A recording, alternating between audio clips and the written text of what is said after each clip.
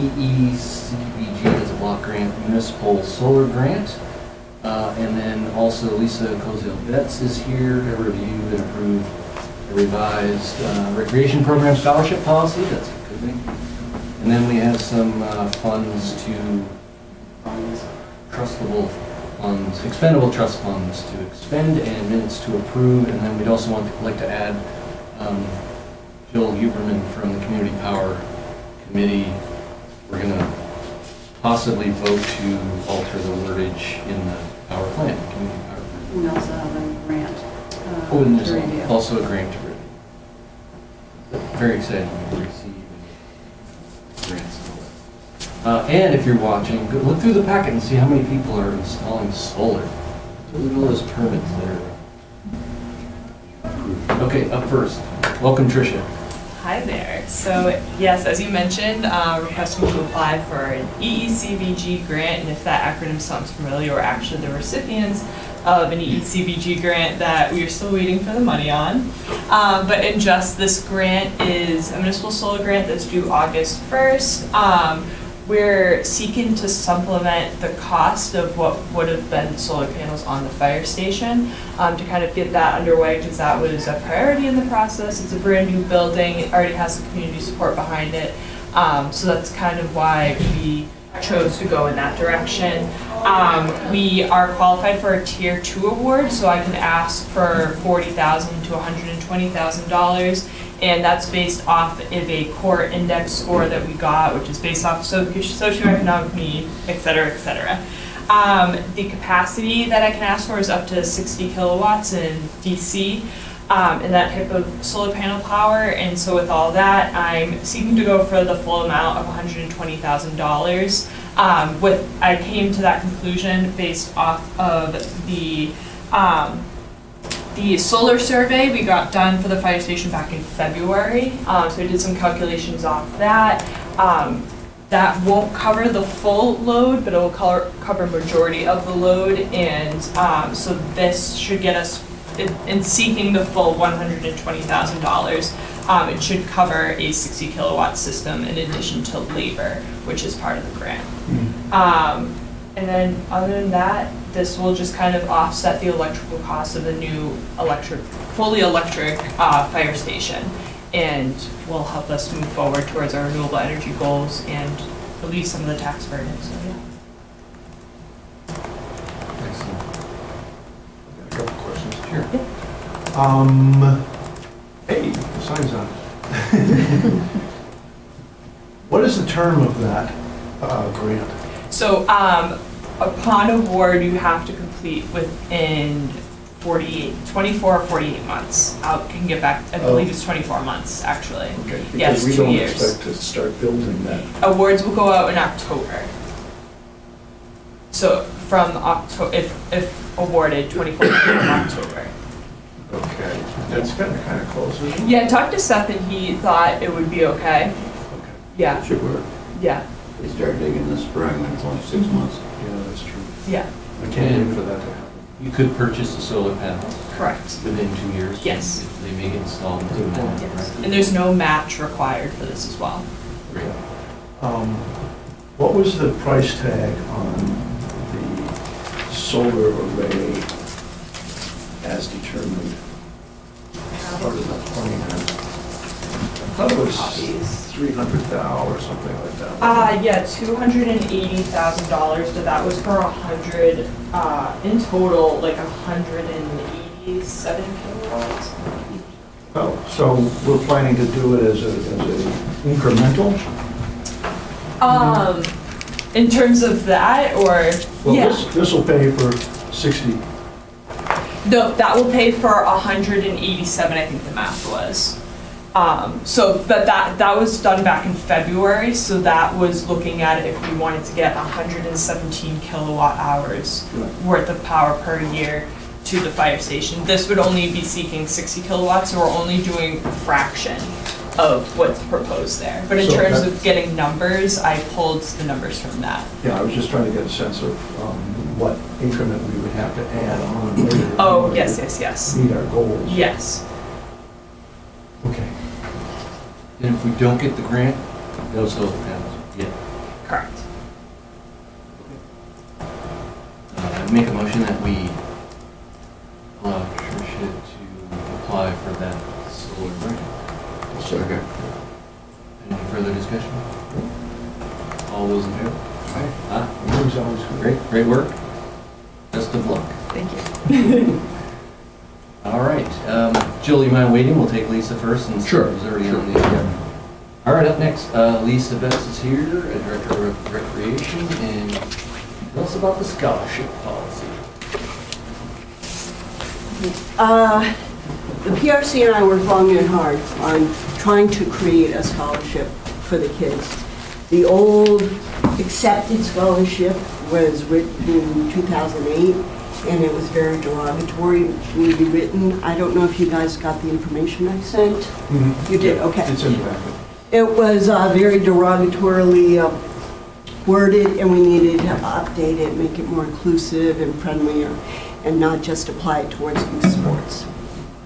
So we got thinking that we would take some money and allot it in the revolving fund and bring in monies for the scholarship, and that way we could pay out.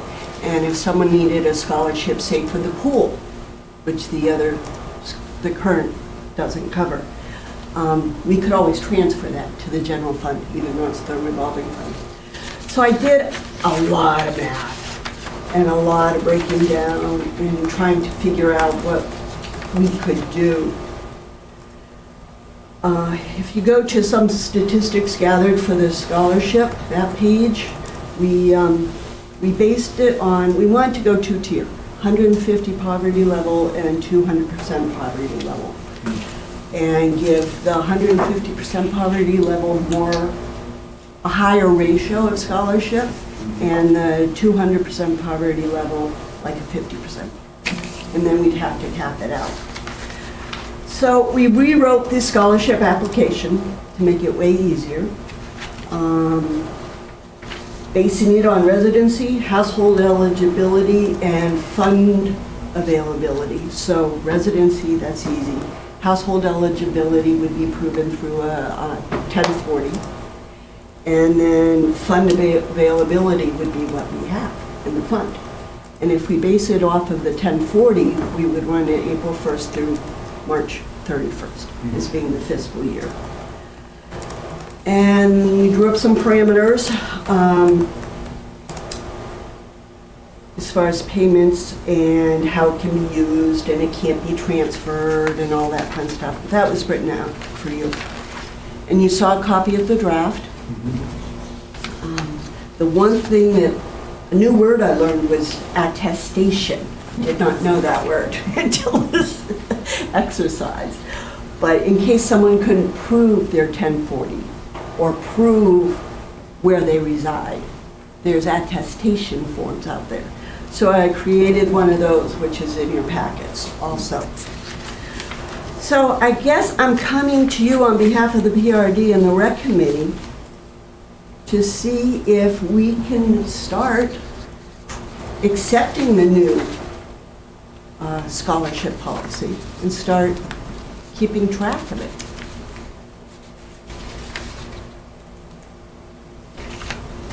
I don't see any reason why not. I don't either. How many scholarships did we give out this past year? Now I realize it didn't cover the pool or some of the other features. Ally deals with the playground people, and a lot of people don't know that they can do the pool and the sports. And so we haven't publicized it much yet because this hasn't been approved. But, so that time will tell. We don't get a lot of asks. But that doesn't mean that when we start pushing it and try to get people to donate scholarship monies, the ones who need the scholarship monies would say, hey, you're gathering scholarship monies. So, you know, it's kind of a circle, I view it as.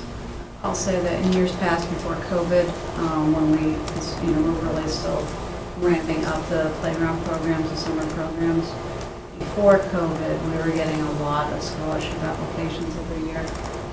And so whether it was Ally or myself before her, we would process upwards of 10 to 15 a year for the playground program or the summer team challenge. sometimes for pool, although those were less common. And a big change that happened is some of the local agencies got grant funding themselves. So they paid for their kids instead of having the families come in to have Ally assess it. So I suspect that after those funds dry out, it's probably gonna, go right back up again. I presume that this was fully discussed in the rec committee, Fully. and unanimous recommendation. Yep. It was. In fact, the stat, if we took the 150% and the 200% and we times it by the eligible need, if everybody applied, and that didn't even include single-member households, it came to like $14,000, and they're like, ah! I'm like, I know, we need to see how this starts off. And so that's why they came to a $6,000 number. That's how I came with my family numbers per year down to the 150 and 200% poverty level. And it's worded everywhere that when the scholarship runs out, the scholarship runs out, and we do have a time frame. So there's a cap. There is a cap.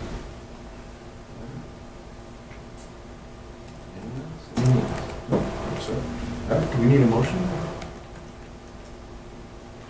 I think you accepted the one in 2008, so I was under the impression you needed to accept this for us to run it. Yes, we should. Well, I'll make the motion to accept the changes to the scholarship program. Second. All those in favor? Very good. Lisa, while we have you here, there was a letter from the girls' tennis coach. Yep. McEachran? Yep. Have you resolved that? What's going on there? How do I word this nicely? They pay nothing for the courts. What rec does and what we do with Tim Grassi is we look at the facility use share. And if one overuses one facility, then the other, pays, sort of deal. But we've been pretty even, Steven. So they do not pay anything towards it. My logic was it happens for 6 weeks, and they pay nothing towards it. Yet pickleball is all year round. So when we repainted the courts last year, we still have 4 tennis nets up. We just don't have one tennis marked court because it's broken down into 2 pickleball courts. Then we have 2 mixed play courts and 1 full tennis court. It's not even pickleball. Because I was also getting brief that they didn't like the double lines, the tennis players. And so basically, I'm told it elongates the schedule and they want us to reconsider, but I do not know how to reconsider that. Because ideally, in the real world, ideally, it should be 6 courts. And that's not going to happen either. This year, I know Kevin Proctor had to go out and recruit boys for boys' tennis. Because initially, there was no boys' team. So when you say mixed use, you mean both pickleball and tennis? So they have double lines? Right. So the court closest to the playground, strictly tennis. The 2 after that is 2 tennis with a pickleball court on each side. So 2 tennis, 4 pickleballs. The one after that, closest to the dirt parking, is 2 pickleball. Pickleball is really popular. Very popular, and I think it's really important to keep in mind that, Conval is seeing to the recreational needs of students for 4 years, whereas we're looking at the recreational needs of people for the balance of their lives. So, it's really important to us to make sure that we're meeting the needs of those folks who rely on us for their recreational opportunities, rather than those who may have other options or other resources available to them. Got it. Okay, thanks. Good? Yeah. Okay, well, thank you so much, folks. All right, Joel, let's pitch in now with this community power thing, yeah? So you all have a handout. We've all read it, Yep. too, so you don't need to read it. So Yeah. the issue is simply that we want to change the wording, the current wording in our community power plan to executive summary. This is just a portion of the executive summary stating our goals. The original goals, I think, were excellent, but they were worded without knowledge of what was coming, of the opportunities that were coming.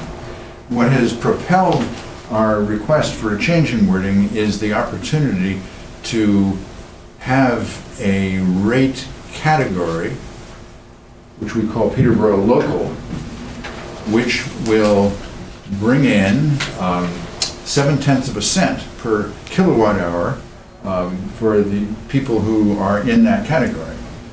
And at our most recent meeting, we voted to make Peterborough Local our default rate, which basically means that everybody, 95% of the people who are on community power will be switched without any effort on their part from the current default, which is called Grant Plus, to the new default, Peterborough Local, as of August 1st. And so as of August 1st, CPC&H, Community Power Coalition of New Hampshire, which handles our billing and all that kind of thing, will be pulling 0.7 cents per kilowatt hour out of what Peterborough residents pay and putting it into a fund reserved for Peterborough. And that money will accumulate. And next May, when we have our next town meeting, there will be a warrant article yet to be written that will ask the voters of Peterborough to authorize the transfer of the accumulated funds into an appropriate fund here in Peterborough. That fund, monies in that fund to be used as directed by the select board, with the goal of furthering Peterborough's renewable energy ambitions. Is that scenario clear? Mhm. Yeah. Okay, so the changes in wording are intended to permit the flexibility that we need for bringing in Peterborough local rate. Also, for not committing us to do things that may not be possible in the future. So, for example, at the very beginning, you see the current and proposed, and I sent you explanations, but I'll just do with the very first one. We switched from offer a default option to strive to offer a default option, giving ourselves more leeway. So that's the basic idea, and if you have any questions, I'd be glad to answer them. No, I've been through this a couple times. Good for you, Bill. So what do we need, a motion, or? Motion to approve the proposed amendments to the Peterborough Community Power Plan. So moved. Second. Okay, Anything else to add? and I have a procedural question. Yes. Somebody needs to put these changes into the official copy of the Peterborough Community Power Plan. Do we do that? I believe there's a Yeah. nice lady sitting right next to you who can probably make those Yeah. Oh, edits. okay. Yeah, Yeah. I was just gonna say She's that. got all kinds of magic downstairs. She's amazing. Okay, all those in favor? Aye. Aye. All right, yeah, those are pretty easy, understandable, and make sense, so, great. The important thing out of all of this is the fact that Peterborough Local is going to build a pot of money that we can use locally to get that type. One project which is relevant to Trisha's presentation is the funds could help put additional solar panels onto the fire station. So long as people know if they're really interested in renewable energy, that Peterborough local is less than a quarter renewable. Yeah. So That's, the Granite Plus was a third. boy, have we discussed that. Yes. Which we don't need to repeat. Of course, everyone's option is the 100%, right? Yeah, That's yeah. what we're describing. Right, Okay, great. absolutely. Excellent, thanks, Mark. Okay, thank you. All right. Hey, what is for dinner tonight at Riverman? Do you know what the menu is? I don't know what the menu is. All I know, Tyler, is that it's always good. All right, well, enjoy. Say hi to Ann. Okay, All right. thank you all very much. Thanks. Thanks, Tricia. Thank you. All right, we had another grant? We do. So Chief Walker brought this in. It's a very small grant. It is $6,825, a not to exceed amount, reimbursement grant to cover the costs of backfilling staffing while we send one of our paramedics to training at New Hampshire Fire Academy. So it's relatively straightforward. It is I'm gonna have to give you the paperwork for this one. The Department of Safety Division of Fire Standards and Training Emergency Medical Service Grant, reimbursement grant, in the amount again of $6,825 to cover the costs of overtime and backfill for employees filling the shifts while paramedic Dan Heffernan is attending those two classes. Great. So I just really need your authorization to sign the grant documents on behalf of the town. Motion to authorize Nicole to sign those grant documents. Second. All those in favor? Aye. Great. That's it. I love money. Yes, we're all big fans. Now the problem is we're gonna spend some money. Yeah. All right, so then we have two expendable trust fund Sorry. bond payments. There we go. Yep. And I make a motion that we approve the expenditure from the Greater Downtown TIF District expendable trust funds in the amount of $76,290 for the GAR Hall Parking Lot, also known as Riverwalk Parking Lot, and $131,985 for bond payments towards the Main Street Bridge project. So this is just merely us authorizing the expenditure of Greater Downtown TIF funds. Correct. It's already been Yep. approved. And it's already been approved. Right, it's already been approved. This is just getting the request through the expendable trust fund where we've now moved all the funds Oh, into that's right. expendable trust That's right. funds. And so now we go through that process every time we pay a bill. So we don't have to take it to town meeting. Second. Exactly. I second Tyler's. Motion second. All those in favor? Great. And then we have minutes to approve June 19th and June 4th. Did we read them? And March. And March. And March. Oh. 19th. Yeah. Oh, right, the select. Right. I actually read through all of them. I make a motion that we approve both. I'll second. Great. All those in favor? Aye. Okay, I'll do it.